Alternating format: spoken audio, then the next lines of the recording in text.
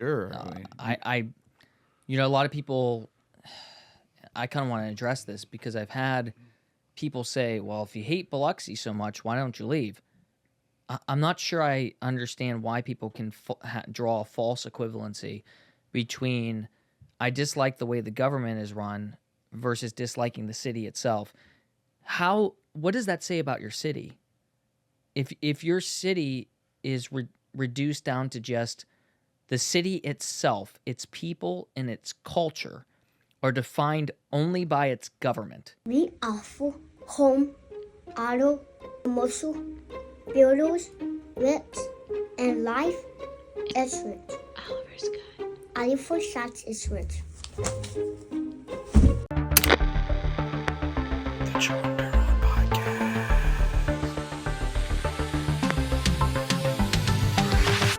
Let's get into the show. Returning guest, Jarrod. Was it Fusco? Fusco. Fusco. Yeah, we're. I think you've been on what 3-4 times. This would be the third time. Third time. We're here in the OG where it all started. Jarrod, a big part of why I want you to come back on the show is to talk about satire and how you've been able to use satire for political, for messing around with friends. It's like, satire memes. A little bit of everything. Yeah. Let's go into, hit a little bit on, you moving to Biloxi and kind of go into what occurred and happened for you to start or be a part of the Biloxi Politics Uncensored. Oh man, there's a long story on how that started. So originally, the first thing I started was the West Biloxi Development Alliance, which you remember was the first podcast I was on. I spoke about that.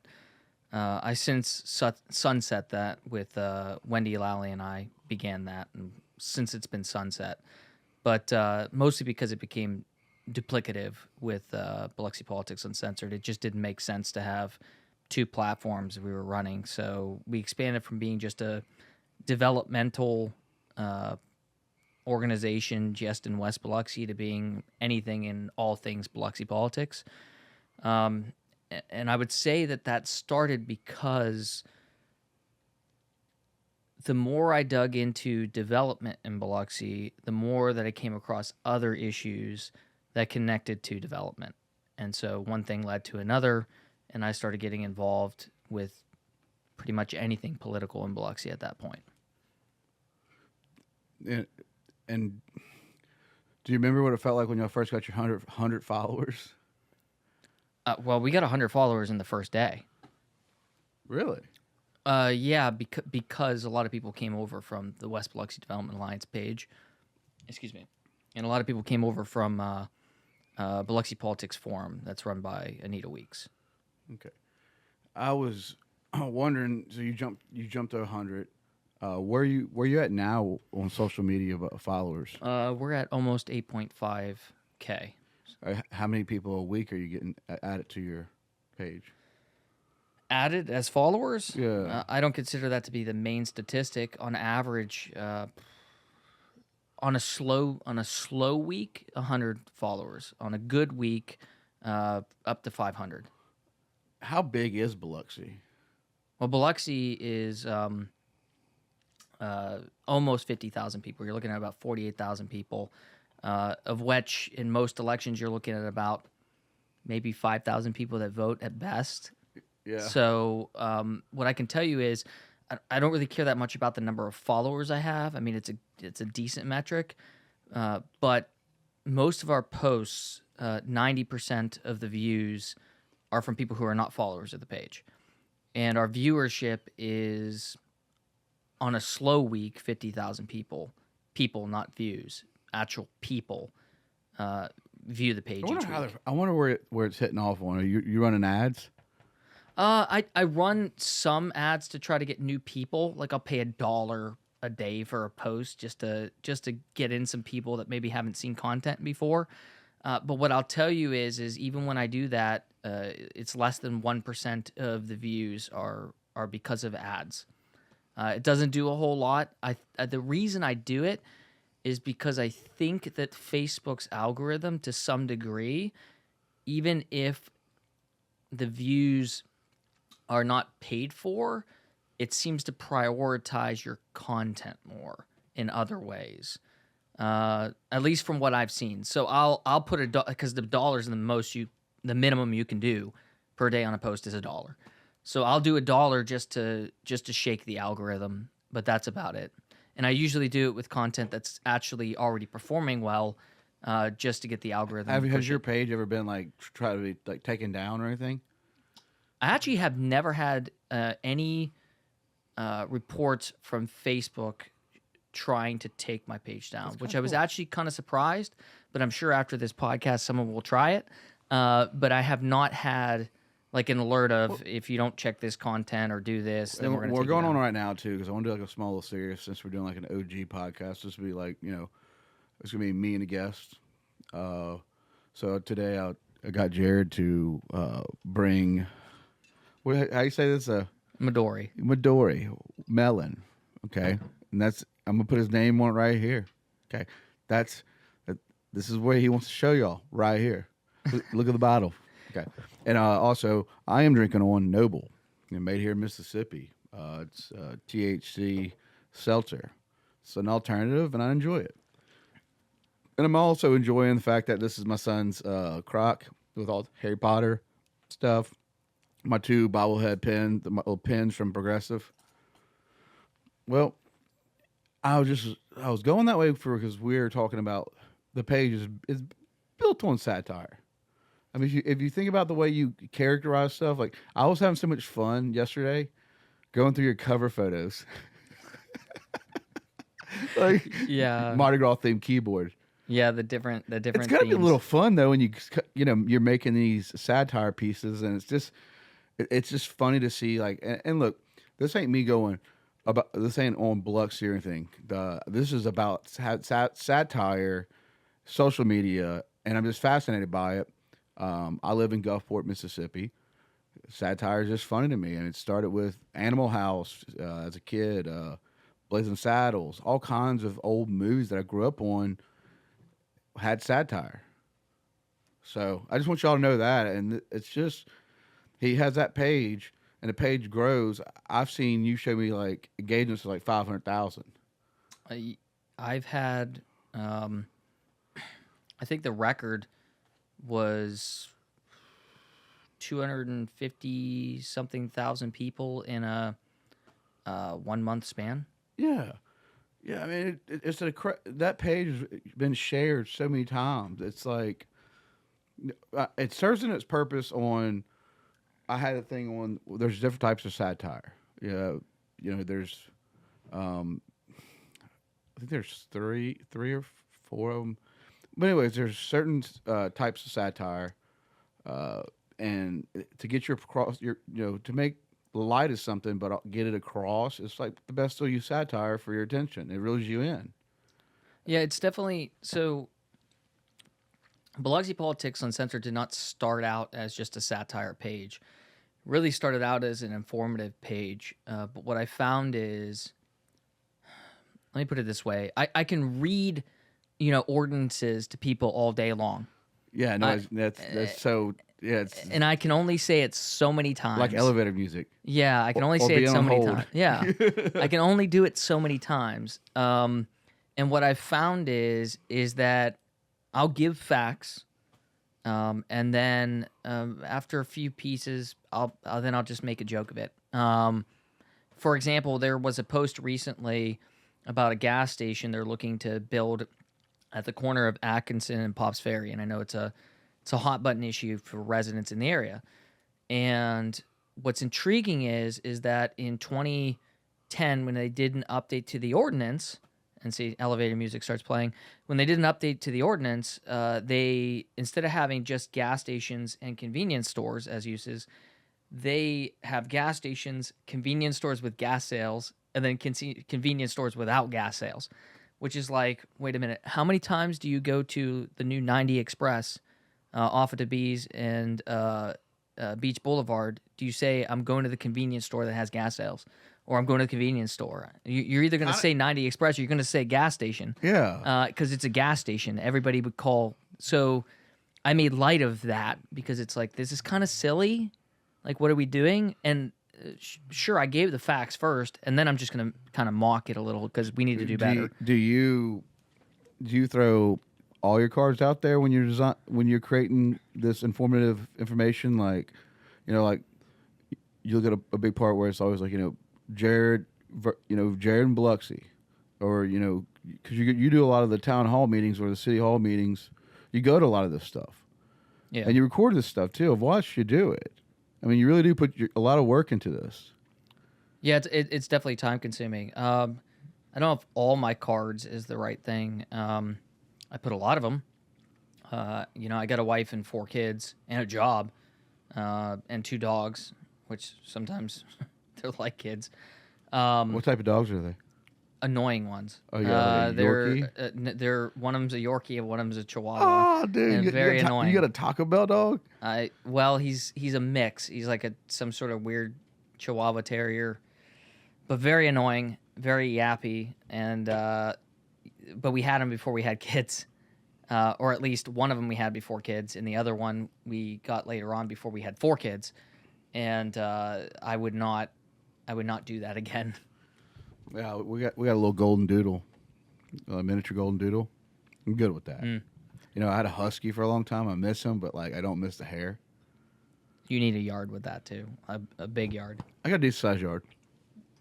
It's a decent one. Yeah, he did well. Just they're babies.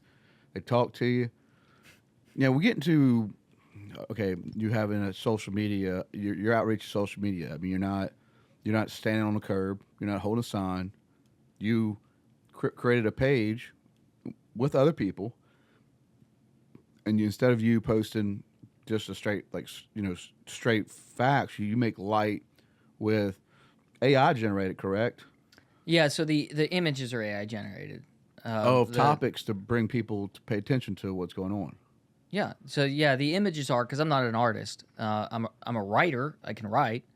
So what people see written is written by me, but images wise, I'm not. I don't get paid anything really for this. Enough to hire. I've had people complain about that. Like, well, why don't you hire somebody to do it? Okay. Do I look like the Sun Herald? I use AI a lot. I mean, it's so fast. Genie's out the bottle. Yeah, it's, and I think with time people will appreciate AI images more, because it's like saying that somebody who writes a book, you say, well, the pen wrote it. You can stick AI. I'll put it right out there. I use ChatGPT for my images. And if you want to copy what I do and produce exactly the same thing, I challenge you to go and produce exactly the same thing.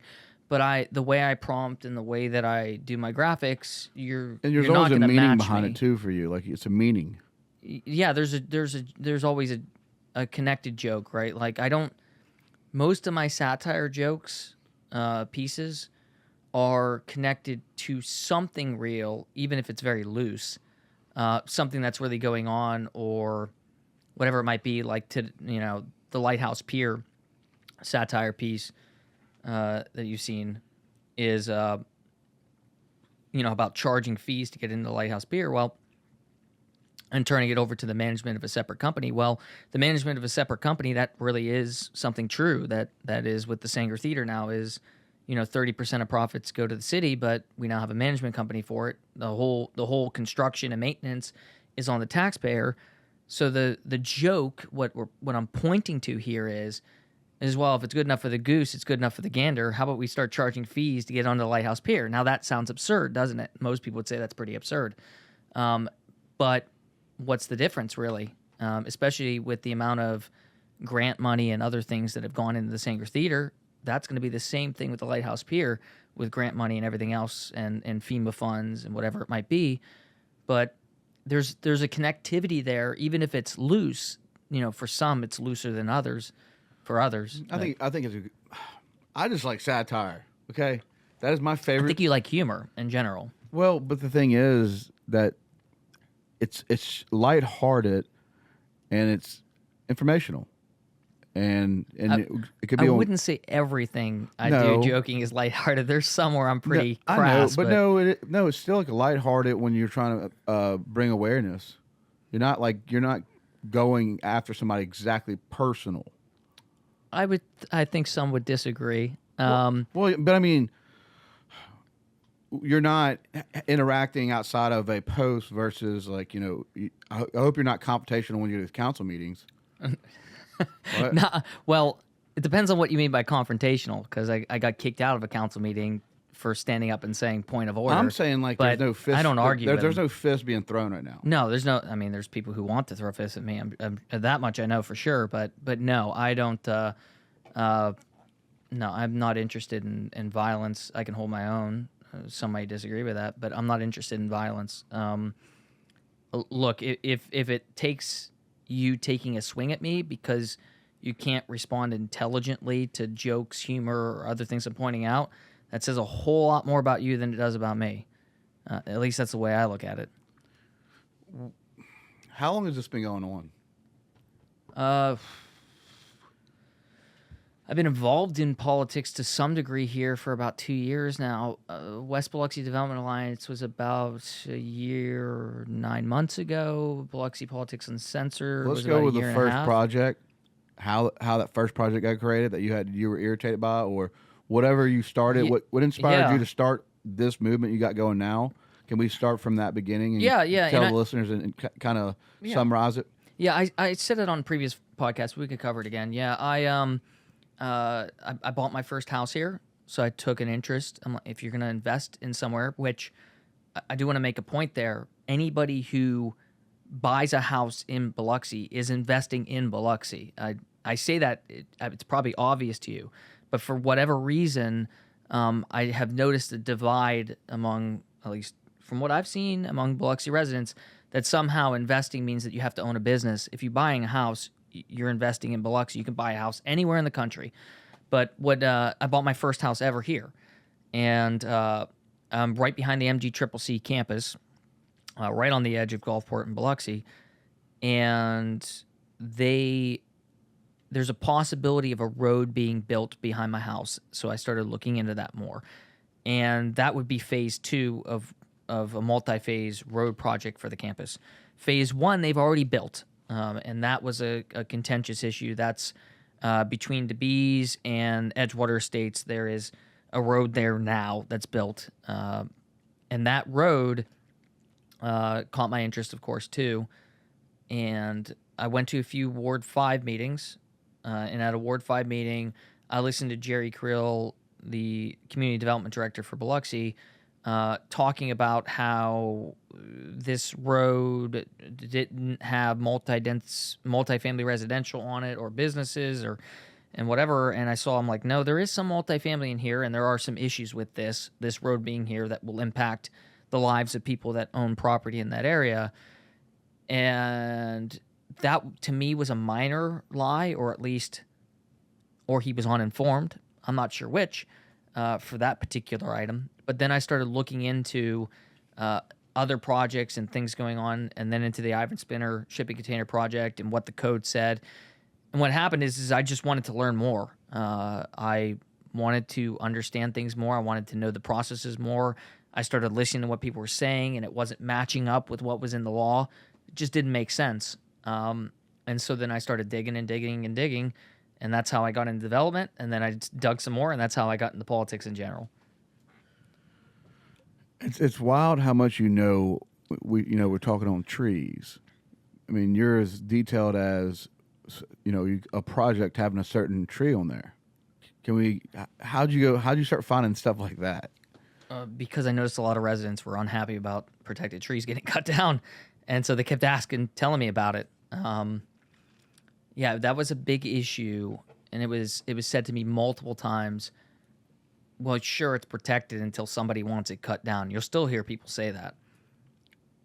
But when I looked into the ordinance, and I've actually said this at city council before too, it's actually overly restrictive. The tree protection ordinance in Biloxi, if it were actually followed the way it is written to the letter, I would say it's a takings clause violation in the way it's written. But that doesn't mean you can just violate it. There are minor changes I think that need to be made to it, but they need to be enforced where relevant. I don't think every tree can be saved. Some people think I think that way. I've told, well, let me give an example. So Hawk Creek Phase 2, Meritage Homes project up in Eagle Point, just south of Wool Market, they weren't following the ordinance as far as what it said they were supposed to do for mitigation and other issues. So the residents appealed that project. It went in front of city council. The residents asked me to speak, so I spoke on their behalf, and we won the appeal. Meritage Homes actually lost, and they did not get issued a tree permit. They are returning actually this Thursday to the Planning Commission. And they made some major updates to it that get it closer to following the ordinance, but there are a few issues. And one of the notable ones is this. The ordinance says it classifies protected trees in general, then it classifies protected species and what that means, and then it classifies protected trees that are a non-protected species. Most people know, for example, that bald cypress, southern magnolias, and live oaks are protected tree species. Most people know that. And that's 16-inch in diameter, 8-inch in diameter and above. When I was doing the appeal, one of the things I noted that Jerry Creel argued against me on, despite the fact that I read it verbatim from the ordinance, was that there are other trees that are protected if they're not exempt, which is like pine trees, for example. And Meritage Homes coming back has on there, for example, like tupelos and turkey oaks that are over 16 inches in diameter. They are required to be mitigated. They're required to be replaced. They are a protected tree. They're just not a protected tree species because they're so big. A maple tree can become protected in Biloxi if it's over 16 inches in diameter. Jerry Creel wholeheartedly disagreed with me. I read it verbatim in front of City Council, and then even Councilman Kenny Glavin, who if people don't know, doesn't care for me, even he acknowledged and nodded that I was correct on this issue. If you watch that video back, if it's over 16 inches and not exempt, it's protected and has to be mitigated. Well, Phase 2, they're coming back, and they once again are not mitigating or accounting for the turkey oaks and the tupelos. And I'm like, you're asking for an appeal again. You're asking for it to go in front of City Council again. I think we just need to follow the ordinance or update the ordinance. Will you be at that meeting? I will not be at the tree hearing. If they lose, if the tree permit gets approved, the residents, well, at least one of them has already asked me to speak again on appeal. I prefer not to. I will gladly write it for them. To be honest with you, I love helping people, but I really need people to learn what I do, learn the law. You're only one person. Yeah, I'm only one person. I can't be chasing every single project. Even Jerry Creel even said that on the appeal. He's like, I have no idea where Jarrod, he just keeps popping out and all the time of these. I'm like, well, people keep asking me to speak for them. Big John did, Eagle Point did, the Ivan Spinner Shipping Container Project one. Let's go into a little brief description of the Big John, the Eagle Point. So Eagle Point's the Hawk Creek one I just explained. So that would be removing, it's actually 30 protected trees. Could be more for all I know, but it's 30 according to the documentation. 27 according to their description because of the turkey oaks and tupelos. Big John was a rezoning where they were going to rezone it from what would have required 1 acre lots because it's in an agricultural land up near county land to 7,500 square foot lots. So I forget what I did the math on that. It's like 0.3 something acres. they wanted to rezone it to that, and we beat that project. That got denied, that rezoning, and that one, from what I've been told, there's a different person ended up buying the land, and they are planning to build 1 acre lots, which is great. The residents in the area are happy because most of them own like 0.67 acre lots to all the way up to like 2.5 or more acres for the lots around there. It will fit the neighborhood fine. Of course, they would rather have it remain undeveloped. And I know there's a lot of people who look at me and think I'm just anti-development, but I've told people many times to say, look, if they're following the law, I'm not going to fight for you. Like, sorry. Like, it's not reasonable to expect things to not change at all. But you can hold people to the law. That you can do. When you're, of course, you're father of 4. You're married. Have you had to kind of not just has your wife been like, hey, you only got 30 minutes tonight to do this research, or do you have? How's that work? Actually, there's a different way she puts it, and I need to get better at it. I know she'd appreciate it, but it's hey, honey, when you get home from work, give the kids 30 minutes of time before you start doing things. She's actually more flexible than what you've just mentioned. She supports what I'm trying to do, even when sometimes I get it wrong the way I do it. So yeah, it's just, hey, make sure we make family time. Correct. Yeah. I mean, that's good. I mean, it seems like that page is taken off. You're constantly posting almost daily. Yeah. I mean, you got to keep. It's like it's a machine. You like feed a machine. Yes, and part of it, it would be reductive for me to say that it's all about just keeping the algorithm hot, which, I mean, of course you got to do that if you're in social media world. But people have gotten to the point of expecting certain information from me. If a city council agenda comes out, they're expecting me to post it. Now, can they go to the City Biloxi website? Sure. They can do that with the Planning Commission agendas. They can do that with the Development Review Committee. They can do that with all that. But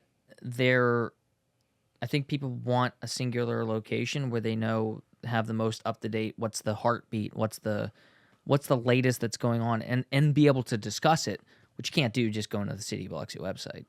Yeah, I mean, you gotta have a niche for it. The way that you create that page, it is a fascinating page. Has all kinds of stuff on it, but it sits around.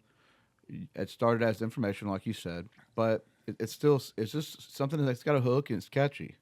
I mean, we don't really have a lot of newspapers anymore and stuff like that. So it's just nice to break it up. I mean, I don't want to sit and be on TikTok or Instagram and just see ads all the time. I mean, everything turns in now. It's just like, buy this product, and then you got some good food ones that I'll watch. My algorithm's wild.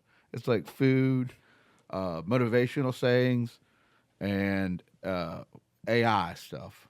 But I think the thing is, has an intern reached out to you? Have you thought about having an intern help you with the page?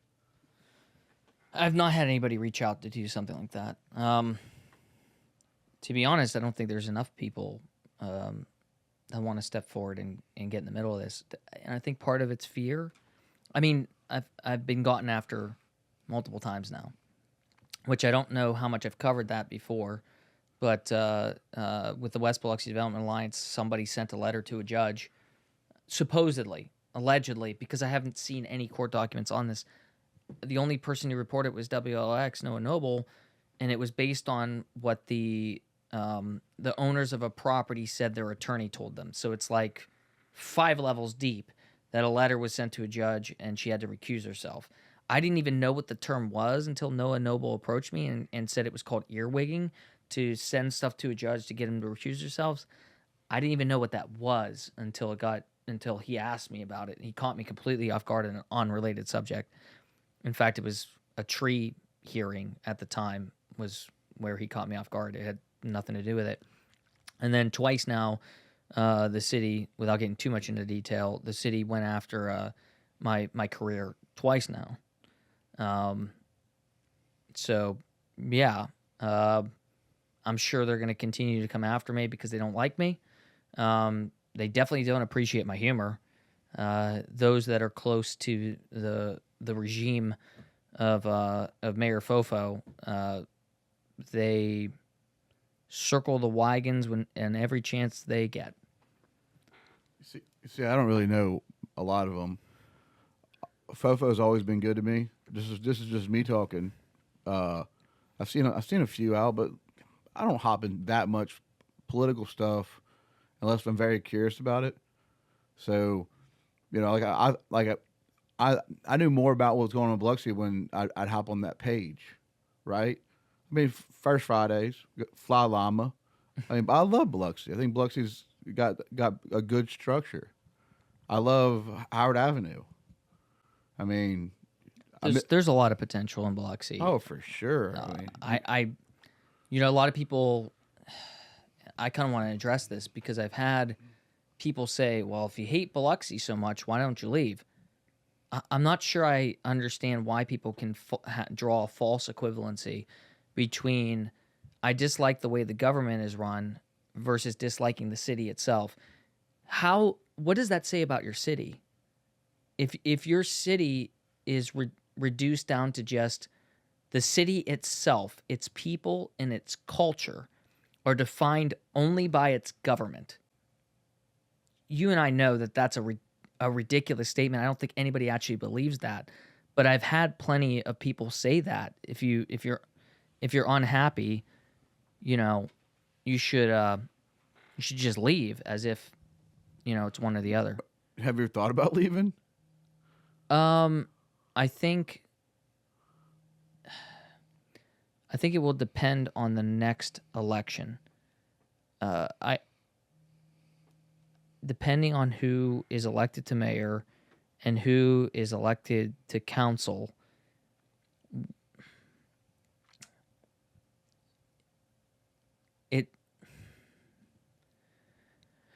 when people have been given information about things and have an opportunity to learn more about candidates and issues and the way things have been and the way things are run and the history of voting, for example, I mean, people have short memory. The fact that Councilman Glavin, voted for the bond to issue $21 million in order to build the stadium, and the stadium has been a loss to the city for a long time. If he runs for mayor, and generally people, it's not even really a secret, believe he's going to run for mayor. He just hasn't said it outright, but pretty dang near close. If he were to get elected, I'll say it on here now. If he gets elected, you want me gone? Go ahead and elect him the mayor. I'll say it. You want me gone? Go ahead and elect him the mayor. Because that tells me that you're okay with the way things are and you just want more of it. And if you just want more of the way things have been, then I'm in the wrong city. Maybe I do need to leave. Maybe people don't want me. Maybe it's time to go and I pull an Ivan Spinner and leave town. Because Glavin was my coach when I was young, football. Look, you can say how you want to feel about it. Look, that's one thing I have to commend you on is that page, and me and you've had great conversations, great topics. I find a lot of stuff you're into, similar stuff. You served our country, you still serve our country. I think the cool thing about having you on the show is everybody, everybody has their own opinions. Everybody, and remember when school we used to vote and it was like a hidden thing, and you still got along with that person? Yeah. I mean, it's of course, and I think it's important I say this. Just because I say that if Kenny Glavin were to win as mayor, I'd leave town, doesn't mean I love the people of Biloxi any less. It just means that the how do I put it? A city that I want to live in should always be seeking to improve itself, should always be seeking to bring forward the best of what it is. I think at one time this city was known, or not what I think, it's true, was known for fishing, and it was known for what today you'd call ecotourism, which I don't think was called that back then. But 100-something years ago, it doesn't take much research to understand at least two key factors economically that drove things here. I want to see Biloxi be what it once was, but not necessarily in the same way. And what I mean by that is that if this town is known for fishing, I'm not asking you to go out and fish only with a sailboat. I mean, you can do it with a motorboat. That's fine, but it's still fishing. If you want a town that's known for ecotourism, then maybe you should stop cutting down all your live oak trees at every turn, or building houses that all look the same. If you want to be unique and you want to get people to come here, and you're interested in tourism, which I know there are some that are not interested in tourism at all. And to be honest with you, I can't blame them, because if the only thing you know for tourism in your city now is casinos, I probably wouldn't want it either, or backed up traffic during cruising the coast, because our traffic plan is a dang nightmare and an atrocity. But if you want the tourism that built the area, I would say that you need to have things like Fly Llama, or the Sanger Theater actually open and functional, or small town dive bars on Howard Avenue, whatever it might be. I think you need to move forward. You almost have to go backward, as odd as that sounds, because I think there's lessons that have been learned over time in the city that got it to where it is, and maybe people forgot. But I don't think everybody's forgotten. The residents who call on me most are not the residents who have forgotten. The residents of Big John know where they came from. Hundreds of years of history and ancestry. They know where they came from. And they know what it can be. And that doesn't mean they don't want growth, but they want growth that respects their culture and where they came from. I don't think that's asking a whole lot. I really don't. And people can hate me for that. Maybe I want better for people than what they want for themselves. I don't know. I don't have an answer for it. But I definitely know that there are people who want that, and they're the ones who speak to me the most. I'm gonna go. This is the new little run for us. You're super passionate, Jarrod. It definitely shows on the show. You can feel it. I'd like to have you on another time. This is a new run show that I'm doing. Guys, if you like this one-off little show that I'm doing with what you watch right here with Jarrod, Biloxi Politics Uncensored. But subscribe, leave your comments. I'm gonna be doing some more of these. I enjoy these. These are gonna be smaller shows, and I'm gonna have Jarrod on. He's been on 3 times. The third, right? Yeah, it's the third time. All right, guys. Well, I want you to like, subscribe, leave your comments. If you got comments for Jarrod, send them to me, and I'll get them to him. Thank you so much for paying attention to the Jordan Duron podcast, and take care.